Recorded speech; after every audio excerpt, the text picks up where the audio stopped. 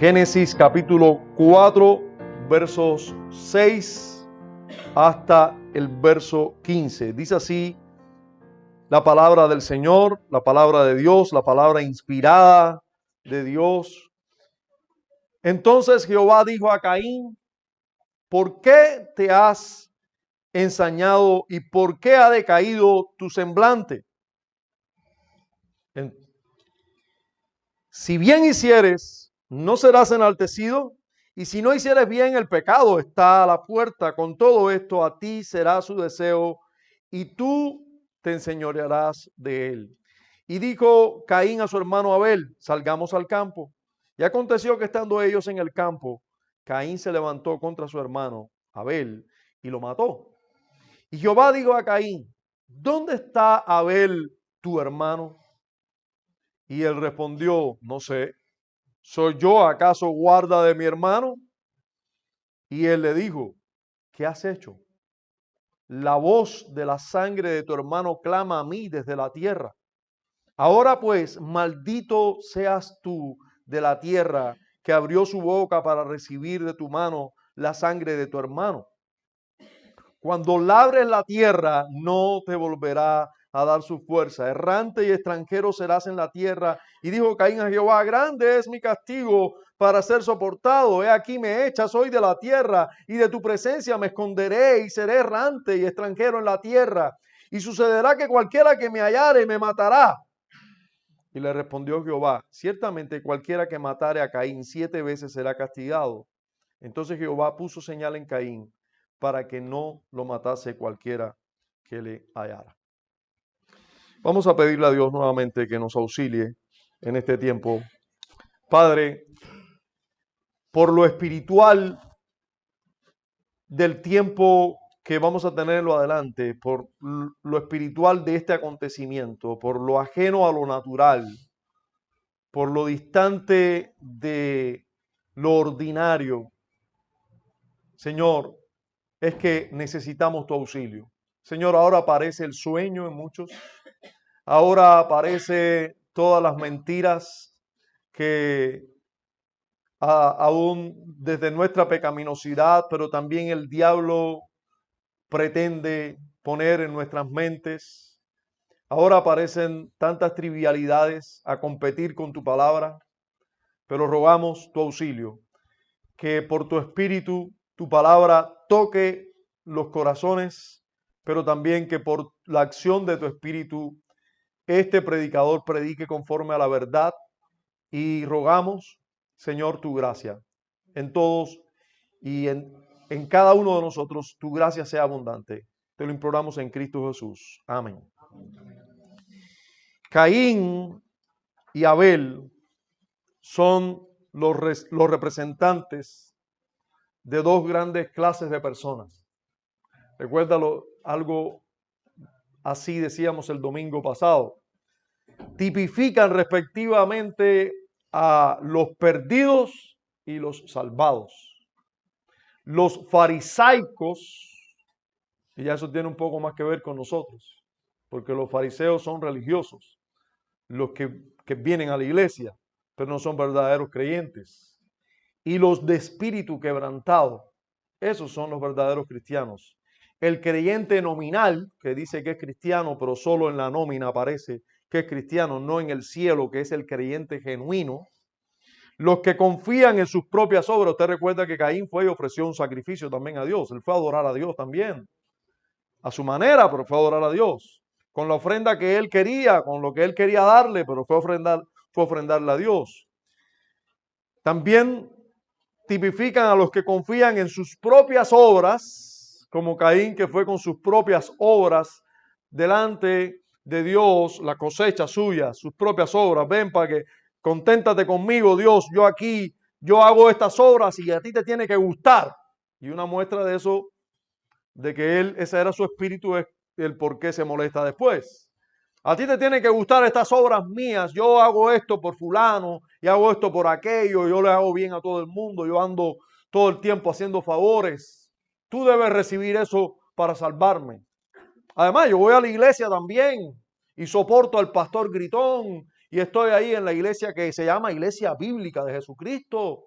Yo sí debo ser salvo. Todas estas obras mías deben ser suficientes para ser salvo. Además, yo digo que Jesús es mi Señor. Yo confieso con mis labios que Jesús es mi Señor. Lo creo en el corazón, bueno, Señor, ya eso es otra cosa. Pero los que confían en sus propias obras están representados aquí por Caín.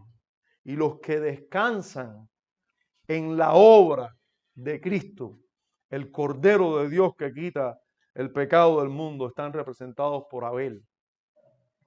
No confían en sus propias obras, solo descansan y esperan en la obra de Cristo. Los que insisten en la salvación por méritos humanos están representados por Caín. Y los que están dispuestos a ser salvados por la obra de la gracia y las gracias divinas solo son representados por Abel. Los que son rechazados y maldecidos por Dios están representados por Caín. Y los que son aceptados y bendecidos están representados por Abel. Tanto Caín como Abel eran hijos de padres caídos. Tantos, ahí no había privilegio. Ambos nacieron fuera del Edén.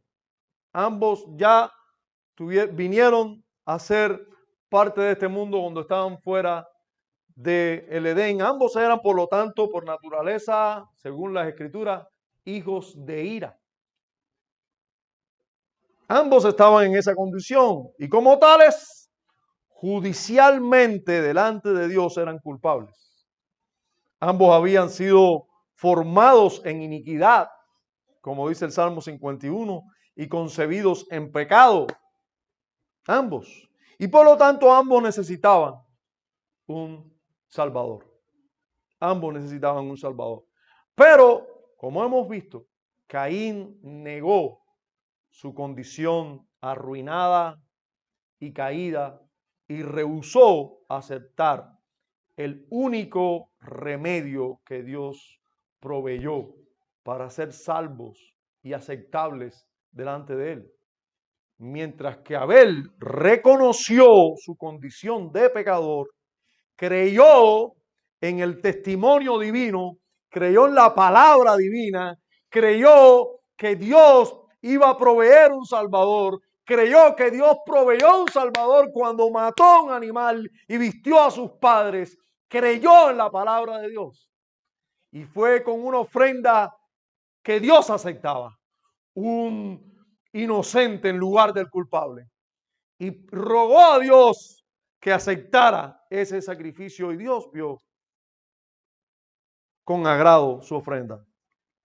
Por su fe en un sustituto sacrificial, creyó en ese sustituto y su fe fue considerada como justicia delante de Dios.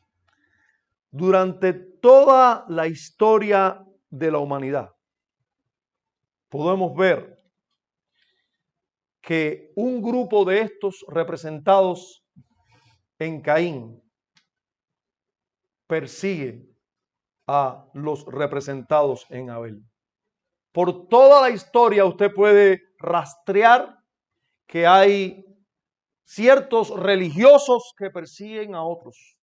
Por toda la historia vamos a ver hechos consumados como el ocurrido en Francia, en París, con los hugonotes. Por toda la historia usted va a ver primero los albigenses, luego los valdenses, luego todos los que se separaban pudiéramos decir, la religión oficial. ¿Cuál es la religión oficial de este país? ¿Qué pasa a todos los que se separan de la religión oficial de este país? Son perseguidos. Todos los que se separan de la religión oficial del mundo hoy van a ser perseguidos. La religión oficial del mundo hoy es el woke. Hay que ser despierto. Hay que ser progresista. Hay que incluir a todos. Y todos los que no incluyan a todos son perseguidos. Esa es la religión mundial hoy. Por eso es que se persigue. Cuando usted mira la historia, va a ver siempre a la simiente de la serpiente persiguiendo a la simiente de la mujer. Usted puede mirar a la historia y usted va a ver los que adoran a Dios como les da la gana, siempre buscando y persiguiendo a aquellos que adoran a Dios verdaderamente. Esa persecución sigue. Esta persecución a través de la historia ocurre y va a seguir, desgraciadamente, va a seguir ocurriendo hasta el día del fin. Dios nos muestra el comienzo de esa disputa como una terrible verdad en los versos que nos están ocupando hoy. Dios nos muestra a qué grado puede llegar el pecado. A qué grado puede llegar el pecado y la maldad del ser humano que comenzó allí en el jardín del Edén, pero que no para y que llega hasta el homicidio. Llega hasta el homicidio de un hermano. Hasta el homicidio de un hermano, el asesinato de un hermano. Hermanos y amigos, hoy estamos estudiando el primer homicidio que ocurrió en la historia de la humanidad. Inmediatamente después del pecado vemos tal homicidio. Nosotros conocemos de injusticia internamente. ¿Usted sabe por qué? Eso habla, eso grita a los cuatro vientos que somos creados a imagen de Dios. Usted no va a encontrar un perro llorando porque mataron a otro perro. Usted lo va a encontrar mordiéndolo también. Pero cuando usted ve cualquier injusticia, incluso cuando la injusticia es contra un perro, usted dentro se hierve. Usted, si tiene simplemente un corazón y todos los tenemos un alma, usted va a decir, qué injusticia. Cuando usted ve un cochero dándole demasiado golpe a un caballo, usted dice, ay, qué injusticia. ¿Cuánto más cuando le están dando a un ser humano? Es horrible. Usted puede percatarse de que hay justicia en usted. Internamente hay algo allí que clama por justicia, aunque usted puede gozarse con la injusticia también. La maldad es tal que cuando usted estudia al ser humano puede alarmarse de que en una plaza pública muchos vengan a ser testigos de una ejecución pública. Y aunque usted no lo crea, nuestra historia está plagada de ese tipo de teatros, donde nos gusta ver las personas muriendo y ese teatro no ha acabado. Ahora lo que está en una pantalla de televisión, pero nosotros nos gozamos de la muerte de muchos que Hollywood nos dice que son malos. Y simplemente allí justifican su muerte y nos gozamos con esas muertes. Ahora, esas muertes comenzaron hace mucho tiempo. Esos asesinatos comenzaron hace mucho tiempo. Y su expresión más horrible podemos verla inmediatamente después del primer pecado. Inmediatamente después del primer pecado, de la caída del hombre, vamos a ver hasta dónde puede llegar el pecado. Hasta el homicidio. Vamos a ver ese primer homicidio. Lo primero que vamos a ver de este homicidio es la ocasión en la que ocurrió el homicidio. ¿Cuándo ocurre este homicidio? ¿Cuándo ocurre este homicidio? Si alguien recuerda cómo le titulamos a la predicación del domingo pasado, va a estar a tono conmigo y con lo que creo debemos tener en cuenta, y el Espíritu de Dios nos está mostrando claramente cuándo ocurrió para enseñarnos algo. Si alguien recuerda cómo le titulamos al domingo pasado, le titulamos a nuestra predicación el domingo pasado, Adoración fuera del jardín. Inmediatamente después de esa adoración hubo un homicidio. Con razón, el apóstol Juan, con mucha sabiduría, siendo el anciano y apóstol Juan, decía, hermanos, no se escandalicen. Él usó otra palabra, pero pudiera usarse perfectamente esta. Si el mundo os aborrece, no se escandalicen.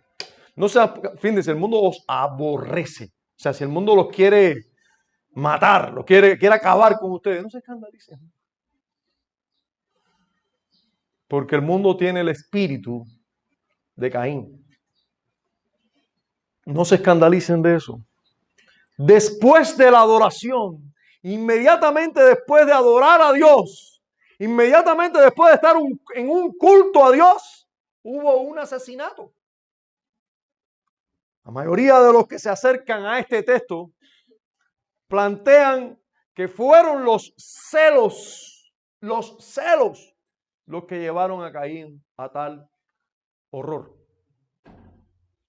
Si esto fuera cierto, y yo creo que lo es, ¿cuánto cuidado debemos tener de los celos? Hermanos, usted sabe que usted tiene un celos de alguien que conoce, ¿verdad? Es de alguien que conoce. Es de alguien cercano. Es de alguien bien pegadito a nosotros, a los que celamos. ¿Alguno de ustedes cela a Donald Trump? Sus millones. Él está allá, tiene millones. Pero si los millones lo hace tu hermano, usted dice, yo no hice los mismos millones que mi hermano. ¿Por qué celamos a mi hermano? Aun cuando tu hermano te dé y te haga a ti un millonario igual, tú lo celas. Donald Trump no te da un centavo, pero como tú sabes que es millonario, a ti no te importa. No lo celas. Al cercano es al que celas. Qué horrible los celos. Qué horrible los celos. Aquí tú estás en la iglesia y hermano, yo quiero hablarles de esto porque a ti y a mí, que somos cristianos, también nos visitan los celos. Con nuestros hermanos. Nosotros podemos ver que el vecino del frente, bueno, el vecino del frente también lo celamos a veces. Vamos a poner un extraño, no lo conocemos. Tiene un Audi del año. No, ni frío ni calor. ¿Viste el carro que tiene el hombre ese? Tremendo carro. Más nada. Pero si es el vecino del frente, nos pica un poquitico. Y si es nuestro hermano, nos pica más. ¿Cómo es eso? ¿Cómo es eso? Se compró una bicicleta, mi hermano, de $300.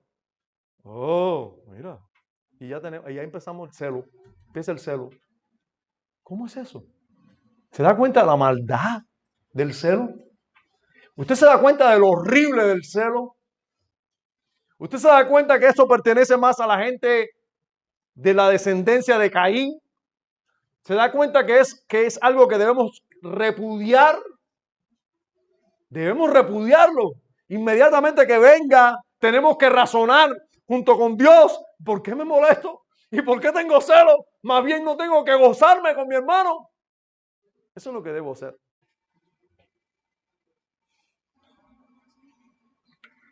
Los celos son parte oscura y terrible y muy pecaminosa y pertenece más a esta generación de Caín.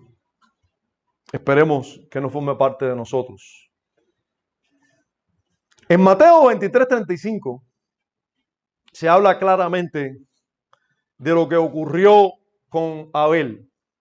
Dice, para que venga sobre vosotros toda la sangre justa que se ha derramado sobre la tierra, desde la sangre de Abel el justo hasta la sangre de Zacarías, hijo de Berequías, a quien matasteis entre el templo y el altar. Y sin meternos en el tema de la precisión histórica del término usado aquí, del pasaje usado o de las personas usadas en el contexto, yo quiero que ustedes se concentren en este punto. ¿Dónde mataron a Zacarías también? Entre el templo y el altar, o sea, cerca de la adoración. Había adoración. Abel lo mataron, al justo Abel, como dice bien otros pasajes, que el justo Abel derramaste sangre inocente, derramando sangre justa. Hablando de Abel, lo mataron inmediatamente después de la adoración. Y ahora, y a este Zacarías lo matan también en torno a la adoración. Entonces, Hermanos, aunque usted y yo no lo creamos, hay personas que les va a molestar mucho nuestra adoración a Dios correcta. Vamos a suponer que usted esté en el contexto de amigas de la infancia. Y en el contexto de amigas de la infancia hay un chiste de doble sentido. Y usted se lamenta del chiste, los demás ríen y usted se lamenta porque usted adora a Dios, teme a Dios y adora a Dios. ¿Usted sabe qué va a hacer esa posición suya? Lo va a hacer usted aborrecible para sus amigas. Hey, ¿por qué esta? ¿Y esa? ¿Por qué esa cara? ¿Por qué esa cara? Yo tengo amigos que no son cristianos. El grupo en el que estudié en la vocacional todavía se reúne. Tienen un grupo de WhatsApp y yo quisiera que ustedes vieran la actividad que hay en ese grupo de WhatsApp. Yo estoy ahí en el grupo todavía, no me he salido del grupo. Pero ellos agarran y me dicen, va uno al privado, ya cada vez menos, ¿no? Dice, René, entra al grupo, mira que... Y ustedes me sacaron del grupo hace rato. Yo estoy por amor a ustedes, pero hace rato ustedes me sacaron del grupo.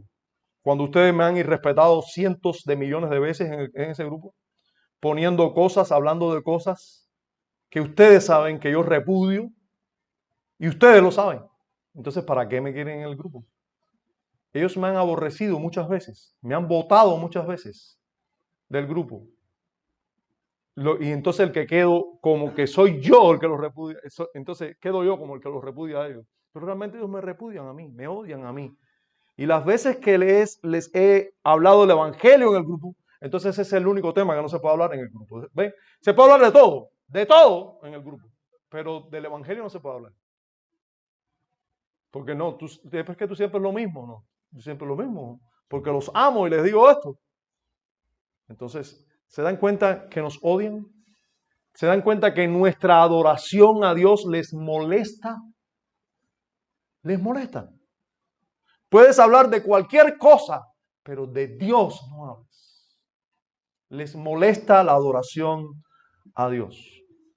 Entonces, hermano, mi hermano, no te lamentes, no te asombres de que la adoración a Dios cause que se molesten.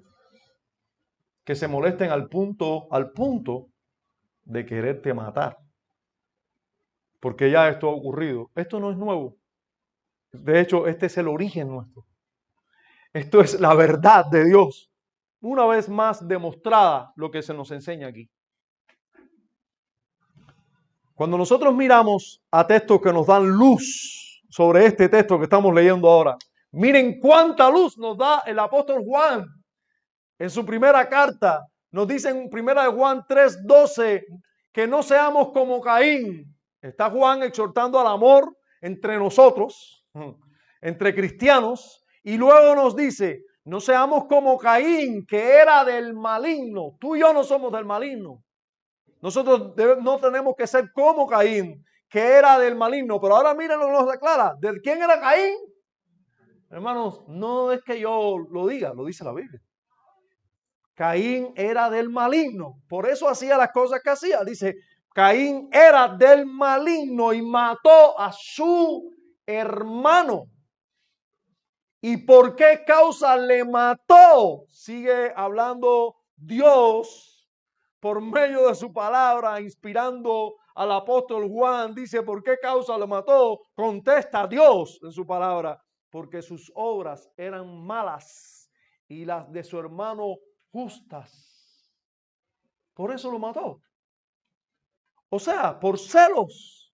O sea, porque él hacía las cosas malas y su hermano era justo, es justico.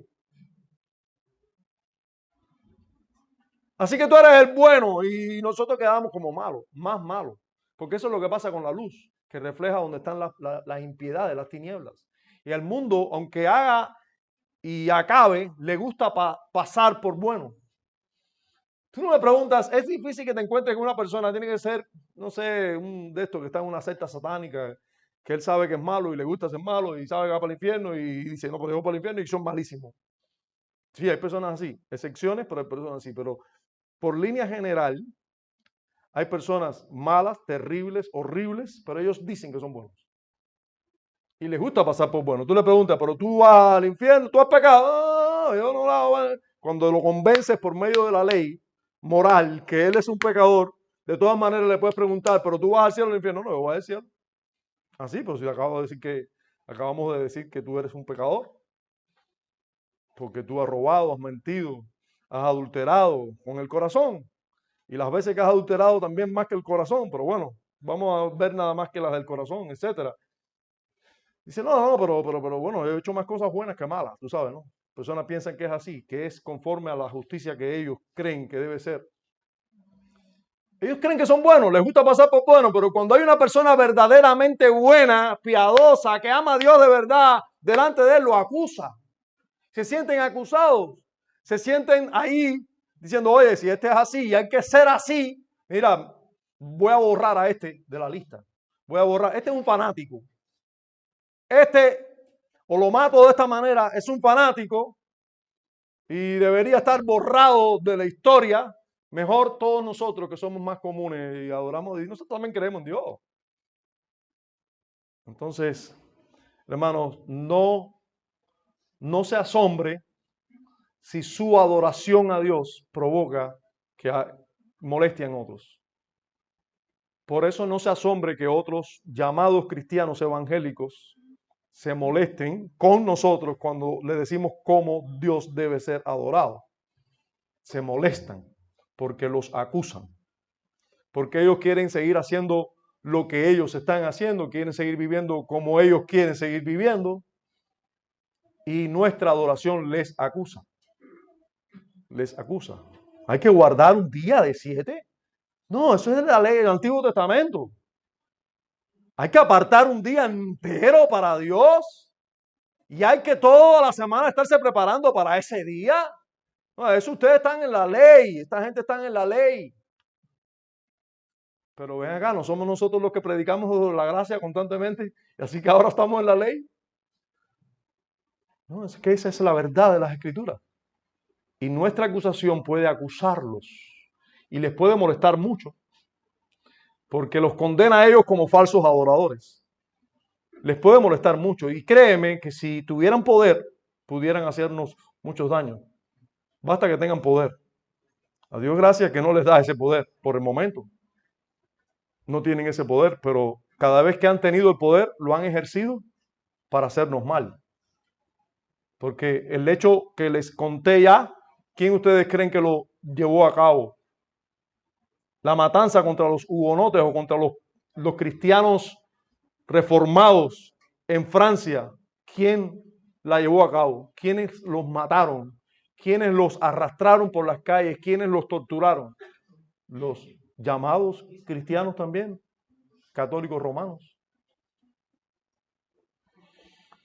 La adoración, en torno a la adoración, puede haber mucho celo, mucha maldad, y esta se puede despertar en gran manera la pecaminosidad del hombre y llevar hasta el primer homicidio, pero no al último.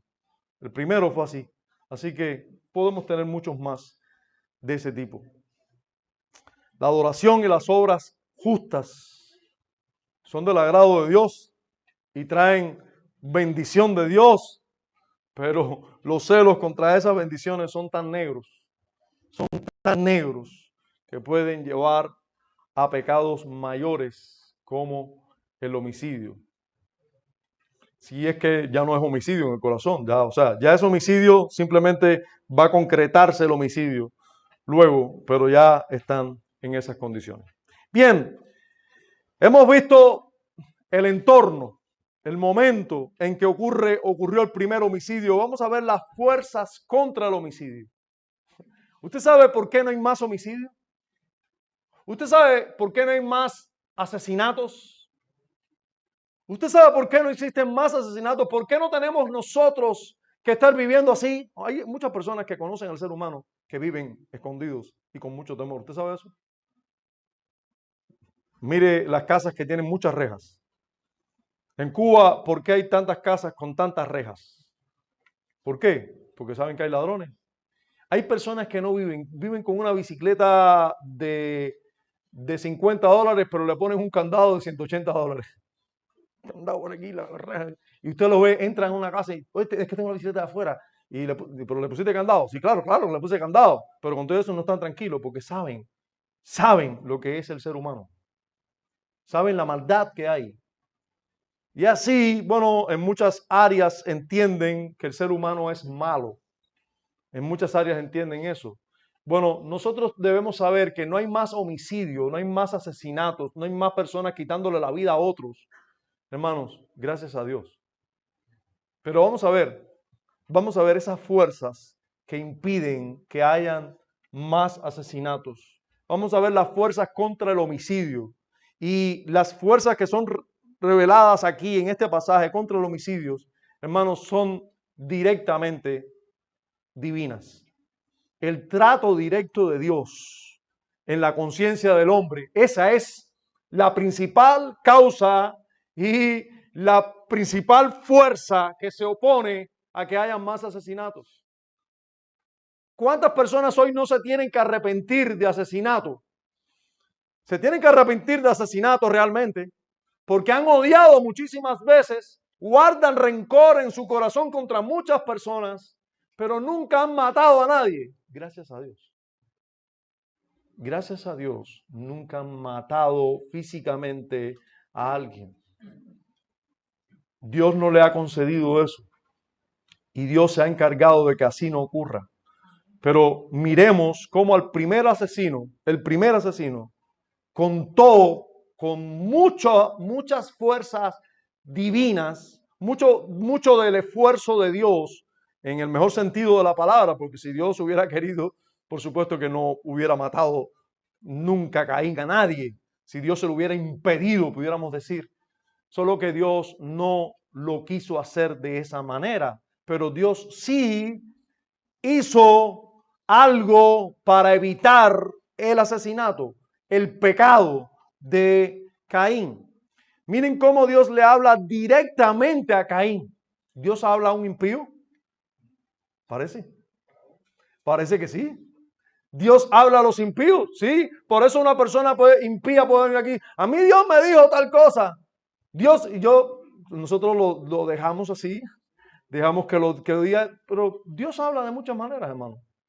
Y aunque debemos ser cuidadosos de cómo decir que Dios nos habla, para un pentecostal, toda la providencia divina es Dios me dijo. Y entonces ya Dios le dice hasta que vaya a buscar el pan porque se va a acabar todo eso. Pero realmente Dios habla, hermano. Dios ha hablado de muchas maneras. Hebreos capítulo 1, versículo 1. Ahora, ¿Dios sigue hablando? Claro. ¿Dios le puede hablar a un impío? Claro. Constantemente en su conciencia, Dios está hablando a todo ser humano. A todo ser humano constantemente Dios le está hablando. ¿Quién le dice a un impío que no traiciona a su esposa? ¿Quién se lo dice? Tú solo puedes decir, ya en la sociedad nadie se lo dice ya. Pero su conciencia, en su conciencia, Dios está trabajando activamente, hermanos. Recuerden que en Dios nos movemos y somos. No hagamos a Dios mudo. Dios no es mudo. Dios habla. Ahora, yo sé que hay una diferencia abismal entre cómo Dios le habló a un profeta a cómo Dios le habla a la conciencia a un impío. Pero Dios sigue hablando de distintas maneras, pero Dios habla. Y en la conciencia solo hay alguien diciendo, no hagas esto, que es pecaminoso. Y eso, el único autor de eso, es el autor que puso la conciencia ahí, es Dios. Cuando un ladrón no roba más, es porque Dios le está poniendo temor de alguna manera. Pero puedes estar seguro que Dios está haciendo su parte ahí. Dios le habla a Caín directamente, siendo Caín un impío y simiente de la serpiente. Era del maligno, pero Dios le hablaba. Le dijo, ¿por qué te has ensañado? Usted tiene el verso conmigo, versículo 6. Dice, entonces Jehová dijo a Caín, ¿por qué te has ensañado y por qué ha decaído tu semblante? En otras palabras, ¿por qué estás molesto? ¿Por qué estás con esa cara de airado? ¿Cuántos se airan aquí? ¿Cuántos con frecuencia se encuentran a sí mismos levantándole la voz a un ser querido? Yo creo que más bien debería decir, el que sea libre de este pecado que tire la primera piedra. Y luego yo tomar y poner mis piedras en el suelo. Yo sé que todos nos hemos airado impíamente siempre que lo hemos hecho. Y si nosotros nos hiciéramos la pregunta que Dios nos hace aquí, que le hizo a Caín, hey, ¿por qué tú estás molesto? La mayoría de las veces tenemos que decirle, Señor, no tenemos ningún motivo para estar molesto. Es mi maldad, es mi pecado.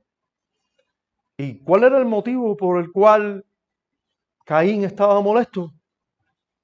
Cuando realmente las consecuencias de su mala ofrenda eran de él. El problema era de él.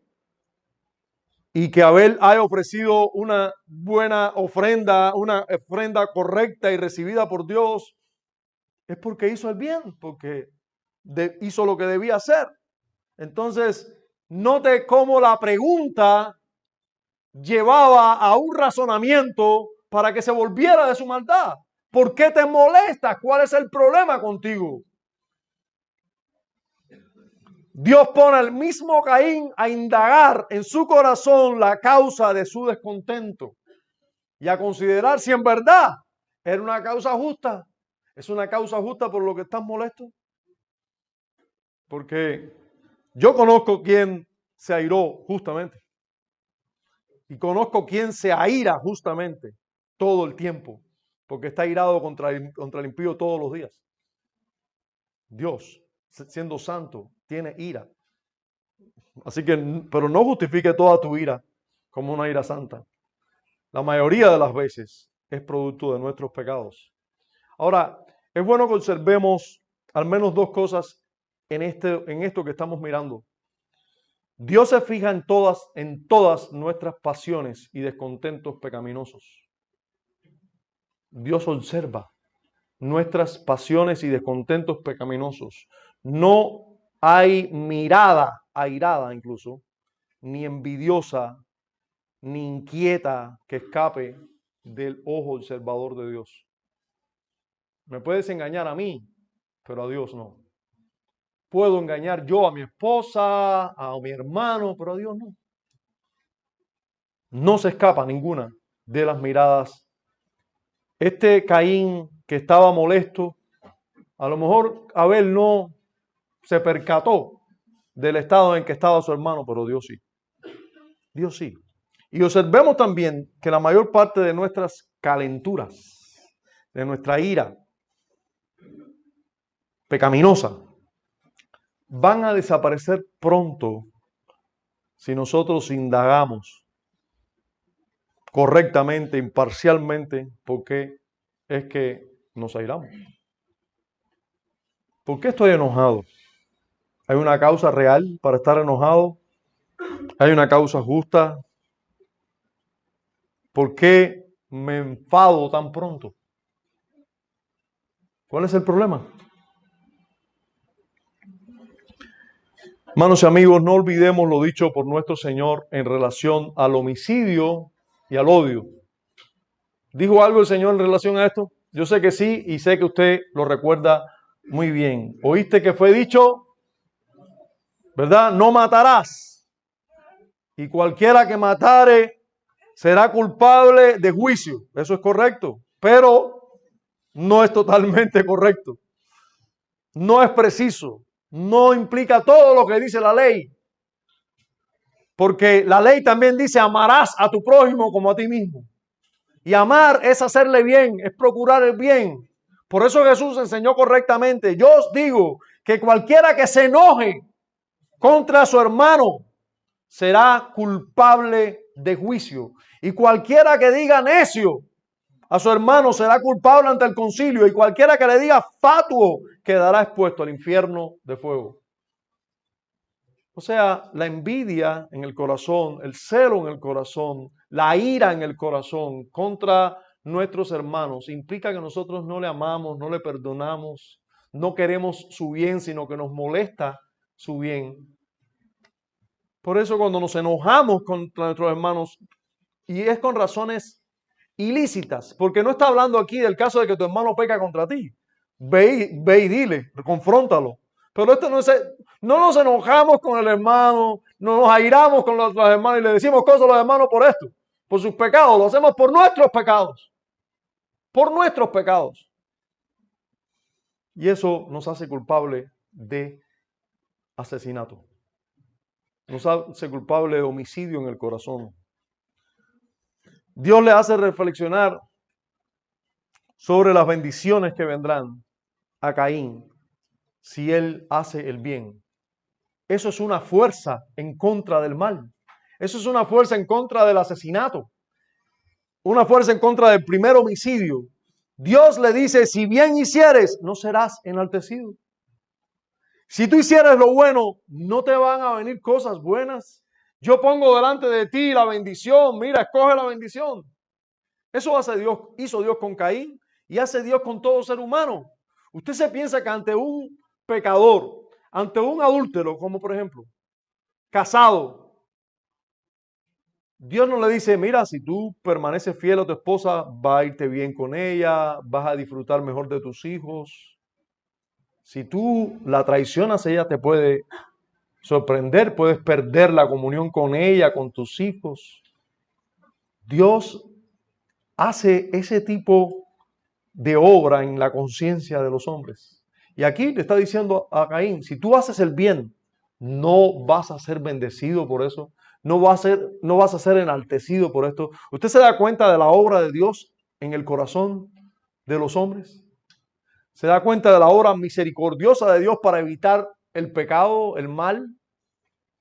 Si bien hicieres, hermanos, eso es paciencia de Dios, oportunidades que da Dios al pecador y al pecador.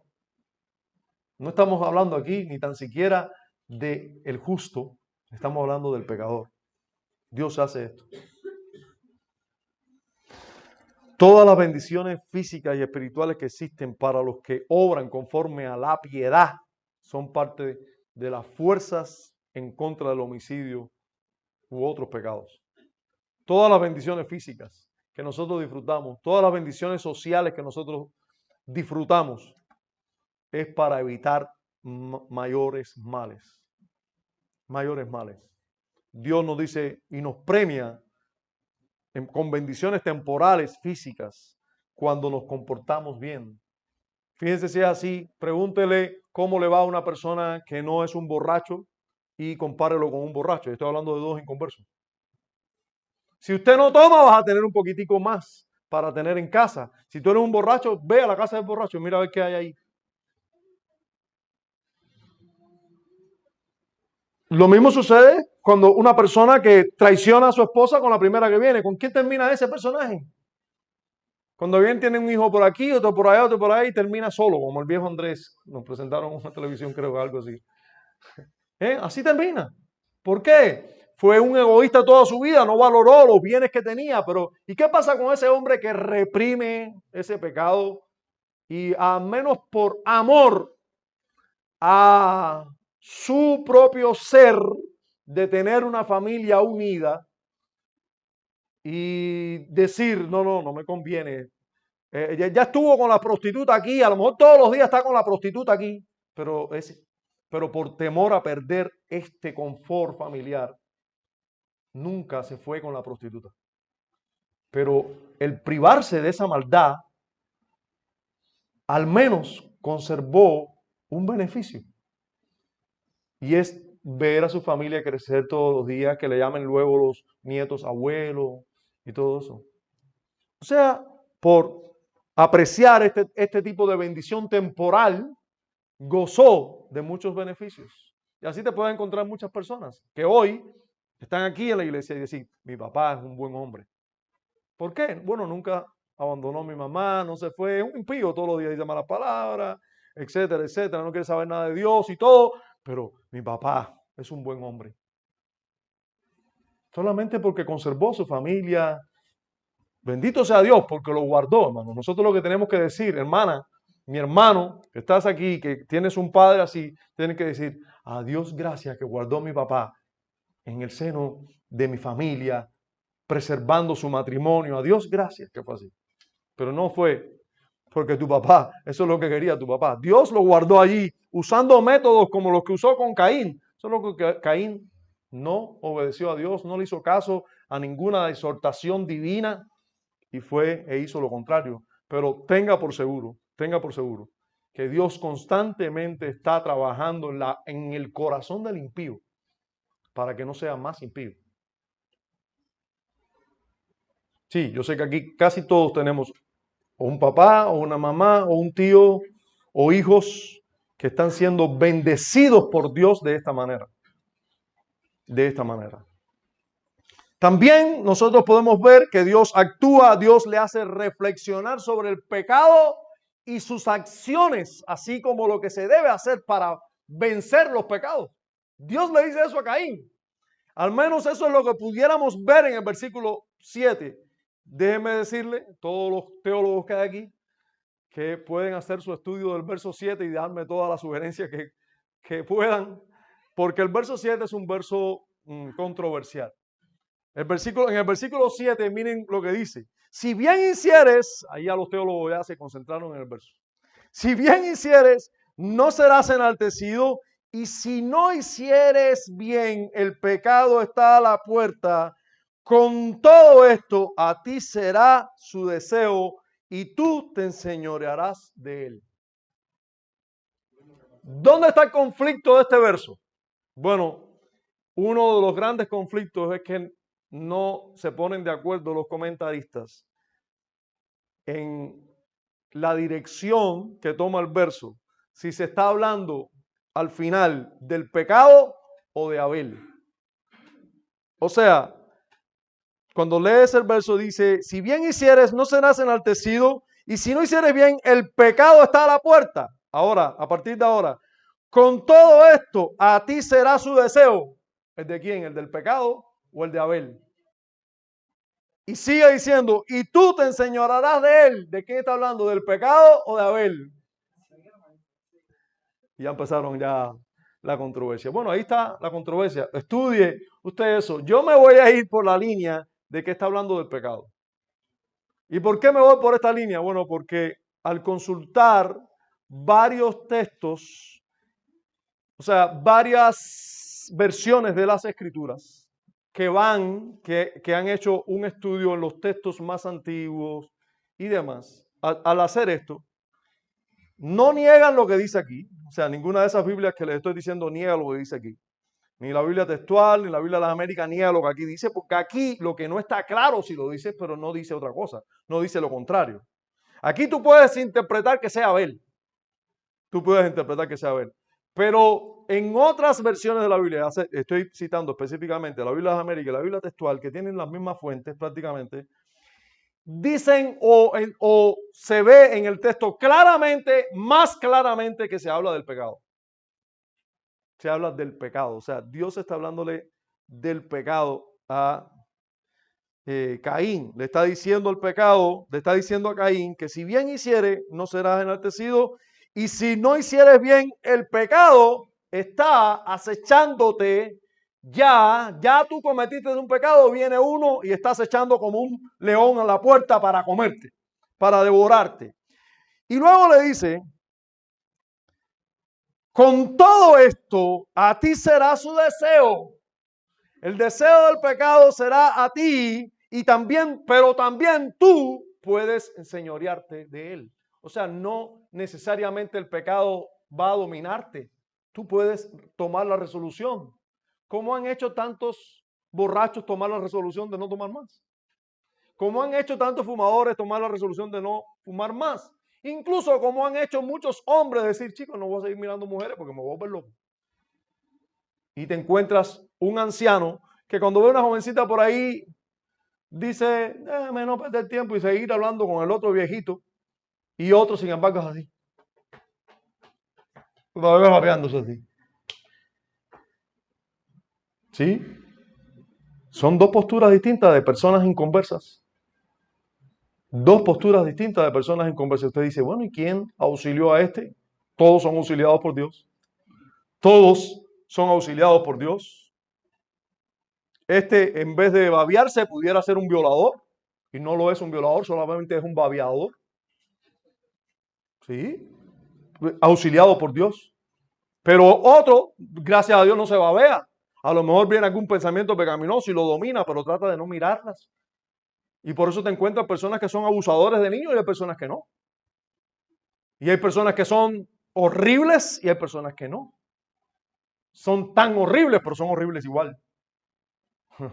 Merecedores de la ira de Dios igual, pero te encuentras que Dios los estuvo guardando. ¿Por qué? Porque el pecado no necesariamente, hermanos, todos son esclavos del pecado, muertos en delitos y pecados, pero el pecado no arrebata y arrasa con todo el mundo todo lo que pueda hacer.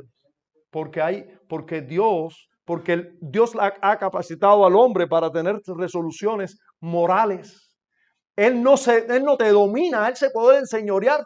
Tú te puedes enseñorear sobre el pecado. Por eso es que Pablo dice, hermanos, no nos hagamos esclavos del pecado, porque el que se somete a alguien se vuelve un esclavo. Incluso nos llama a los creyentes, pero esta ley del que se somete a alguien se vuelve esclavo de alguien, esa es universal. La persona que se somete a la bebida comienza poquito a poco sometiéndose voluntariamente y luego se hace un esclavo. Deja de ser voluntario. En que el creyente debe tomar medidas similares, porque es que nosotros tenemos la misma naturaleza pecaminosa, solo que ha ocurrido un milagro nosotros de regeneración, pero no podemos olvidarnos de la naturaleza pecaminosa que tenemos. Un creyente puede volverse hasta un alcohólico si comienza a beber y darle riendas sueltas a esto. Lo mismo puede pasar con cualquier vicio.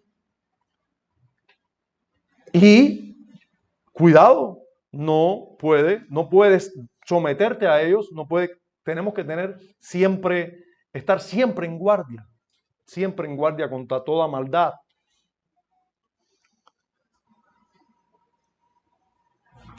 Los términos usados por Dios aquí son escalofriantes para darnos temor. Nos habla del pecado como un león al acecho. Dios está trabajando para que Caín no se vuelva a la maldad. Dios está diciéndote, ahí está el acecho para devorarte el pecado. Está la puerta para devorarte. Los términos que usa son para decirle a Caín, no lo voy a hacer, no lo hagas. Todos los medios naturales y sociales y espirituales que existen para castigar el pecado son frenos para el pecado. Sí, todas las consecuencias que sufre un violador, todas las consecuencias sociales. ¿Cuántos aman a los violadores? Yo espero que aquí no haya nadie. Las personas te odian, te llevan a prisión. Luego en la prisión, a lo mejor allí algunos te van a odiar también. Toda esa maldad y todo eso terrible que viene a tu vida es un freno para que haya menos violadores. Dios pone las cosas así de terrible alrededor nuestro para que haya menos maldad. Si tú matas a alguien, ¿qué pasa? Bueno, hoy en día es mejor matar a una persona con una vaca, pero mejor no mates a la persona porque también te toca prisión. También te toca prisión y siempre va a haber aquel familiar que tú mataste a su familiar que va a ser tu enemigo por toda la vida. ¿A quién le gusta tener a alguien que tú no sabes por dónde viene, si por adelante, por atrás, por el costado? Que tú sabes que te puede ajusticiar en cualquier momento. Ese temor, fíjate que ese es temor por amor a tu propia vida. Ese temor, ¿quién lo pone? Dios. Debemos dar gracias a Dios por las prisiones. Por eso Pablo, el apóstol Pablo nos dice que nosotros tenemos que dar gracias a Dios por las autoridades civiles. Las autoridades civiles que están ahí para castigar lo malo. Nosotros tenemos que dar gracias a Dios por eso. No le decía que no íbamos a llegar al verso 16. Casi no llegamos al 8. Entonces, esas son las fuerzas que Dios usa y va a seguir usando. Esa espada que tiene la autoridad civil, que tiene autoridad incluso para llevarte un pelotón de fusilamiento y matarte por tú matar a alguien o ser un asesino en serie o ser un violador en serie, llegar y matarte. Aquí no es por eso, sino poner carteles que te matan, pero bueno, lo que deben hacer es cuando tú eres un asesino, cuando tú eres un violador. Eso es una ley, eso es una autoridad civil que hace lo que tiene que hacer. Castigar al que hace lo malo. Y eso, hermano, lo estableció Dios. Si usted lee el capítulo 9 de Génesis, eso vamos a llegar allí, Dios mediante. Si el Señor no viene antes, quiera Dios, pero bueno. Si Dios nos concede llegar allí antes de Él venir, y quiera Dios que no sea así, pero bueno, si llegamos allí, vamos a ver que quien instituyó la pena capital y el uso de la espada fue Dios. En este mundo es necesario que exista eso. De lo contrario, nosotros viviéramos muchos más homicidios. Muchos más. Si no existiera la pena capital, si no existiera la autoridad civil, las prisiones. Pero Dios, ya, antes de que hubieran estos medios, Dios estaba haciendo una acción similar en la vida del hombre para que no hubieran asesinatos. Noten.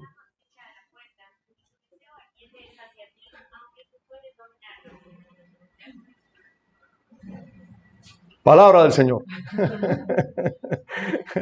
Palabra del Señor. Entonces, esa opción también tiene que borrarla al teléfono.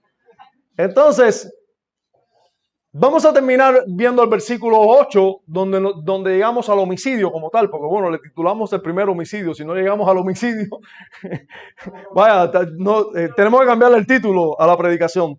Y el versículo 8 se nos narra una historia triste, pero horrible, nuestra historia, la historia nuestra, la historia del ser humano. Hermano, qué glorioso es enseñar la verdad.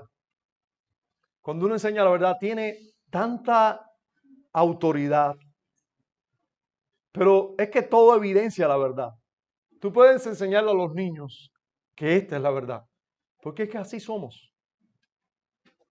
Muéstrale al ser humano, muéstrale cómo unos matan a otros. Le estás mostrando exactamente la historia. Aquí le estás enseñando la historia de nosotros. Esta es nuestra historia. Así somos. Desde la caída, así somos. Y dice el versículo 8, miren ustedes el verso 8 conmigo, por favor. Y dijo Caín a su hermano Abel, salgamos al campo. ¿Usted sabe cómo se lo dijo? ¿Usted piensa que tenía... ¿Cómo era la cara de Caín? No pasa nada. Mi hermano, vamos para el campo. ¿Usted sabe que salgamos al campo está solo en la Septuaginta? Aún Matthew Henry, que consultaba el hebreo original, en ninguno de los libros en hebreo está salgamos al campo. Dice, lo único que dice el texto hebreo es, y habló Caín a su hermano. Y luego sigue y narra lo que sigue, estando en el campo. O sea, ese salgamos al campo está solo en la Septuaginta. Pero no obstante, vamos a hacer voz de la Septuaginta junto con Reina Valera y decir que le dijo, vamos para el campo. A ver, vamos para el campo. Su hermano menor, a quien él debía cuidar. Lucas y Natanael, al que tiene que cuidarlo, tiene que protegerlo. Salgamos al campo. Y a Marcos, a Eliú, vamos para el campo. Caín y Abel. Contento, Abel no pensó nada, totalmente inocente, sale al campo con su hermano mayor. ¿Con quién puedo estar más seguro en un lugar que con mi hermano mayor? Y allí, esta es nuestra historia. Esta es nuestra historia. Aconteció que estando ellos en el campo, solos, cuando pensaba Caín que estaban solos, porque alguien estaba allí con ellos. Alguien siempre está donde nosotros pensamos estar solos. Siempre Dios nos ve. Cuando nosotros pensamos estar solos, siempre Dios nos ve. Siempre Dios nos ve. Cuando estaban en el campo pensando que ya estaba solo, qué horrible. Caín se levantó contra su hermano. Hermanos, la Biblia es enfática. ¿Cuántas veces se menciona la palabra hermano aquí? Después, cuando Dios le llama, le dice, ¿dónde está tu hermano?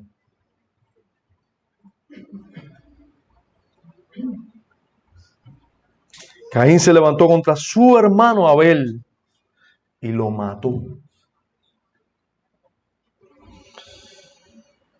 Qué horrible el pecado.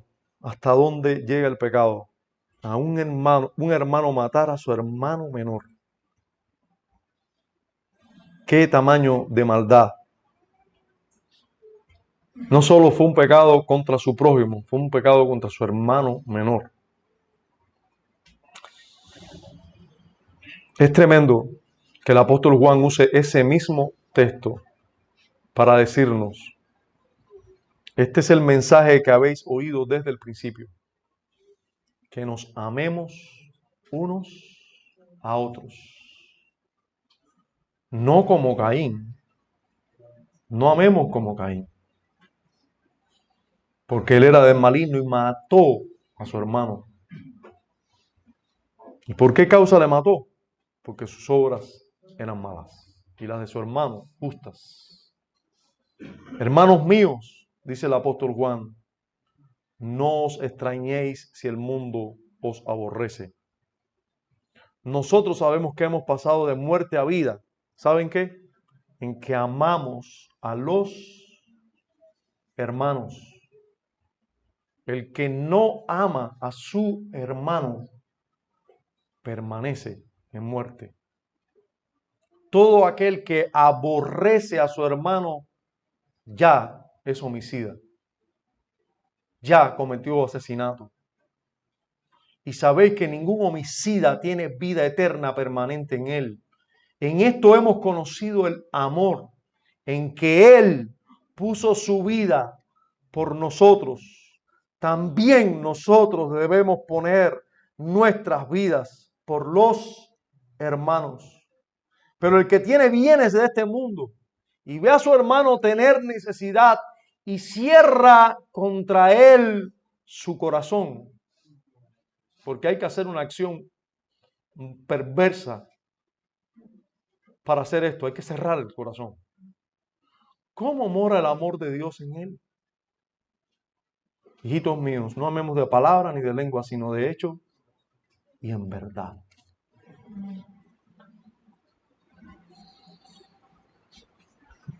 Debo terminar pidiéndole a los que creen ser como Abel, los que creen ser santos en este lugar, los que creen ser justos en este lugar, que miremos a este texto y pensemos cuántas veces pensamos mal de nuestro hermano, pensamos mal, hablamos mal o no hacemos el bien a nuestros hermanos. Todas esas veces estamos siendo contaminados por este espíritu de Caín.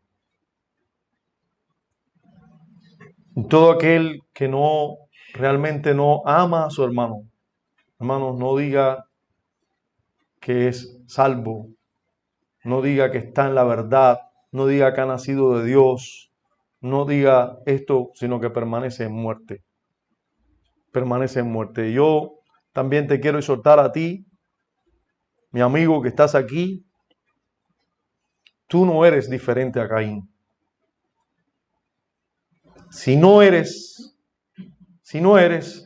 de los que vas a Cristo, vas a Dios solo por medio de Cristo, entiendes tu pecaminosidad y tu maldad, si tú no eres de los que entiendes que eres un pecador, que mereces la ira de Dios y que no puedes ir a Dios con tus propias fuerzas, con tus propios méritos, y acudes a Cristo por medio de la fe, te aferras de Él, ruegas a Él y te atreves a ir a Dios solo de parte de Él. Si tú no eres de ese tipo, tú eres como Caín. Tú no eres diferente a Caín. Aunque tú hagas buenas obras, entre comillas, esas buenas obras, aunque tú hagas muchas cosas buenas, incluso cuando tú las comparas con un santo, tú dices, yo hago estas obras y el santo no. Imagínense a Caín comparándose con Abel. Abel con su ovejita y él a lo mejor con un camión de frutas y vegetales. Porque dice que trajo del fruto de la tierra, no dice cuánto. No dice cuánto. A lo mejor a sus ojos, si él se molestó, a sus ojos, él estaba trayendo mejor ofrenda que Abel. Y usted puede estar pensando, incluso hasta por las buenas obras, porque yo sé que usted, desgraciadamente, el maligno y su pecaminosidad le engañan de tal manera que mira alrededor y usted se ve más limpio que todos los que están alrededor. Así se veía Caín. Por eso se molestó Caín. Por eso le quitó la vida a su hermano Caín. Porque él creía que él se merecía que Dios se agradara de su ofrenda. No mira su maldad. Amigo que estás en este lugar, tu maldad es horrible. Yo sé que tú me ves a mí como alguien horrible y que tú eres lindo y bello. O linda y bella. No es así. Te aseguro que no es así. Mis pecados son horribles. Mis pecados son horribles. Son peor que los tuyos mirados por mí. Pero si usted no ve lo mismo en usted,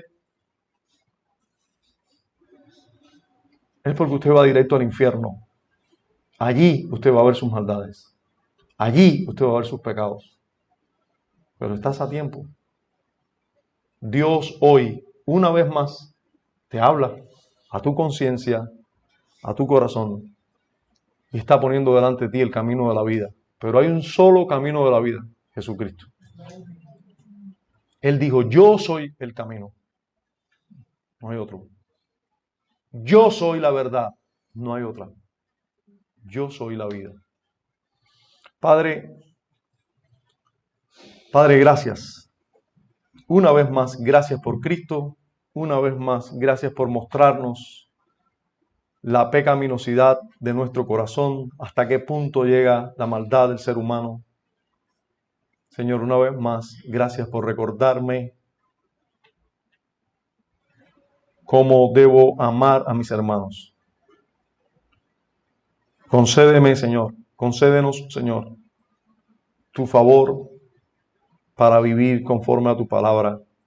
Como bien nos recordaba el apóstol, no seamos solo oidores, no hablemos o no amemos solo de palabras, sino de hecho y en verdad. Concédenos tu gracia para que así sea.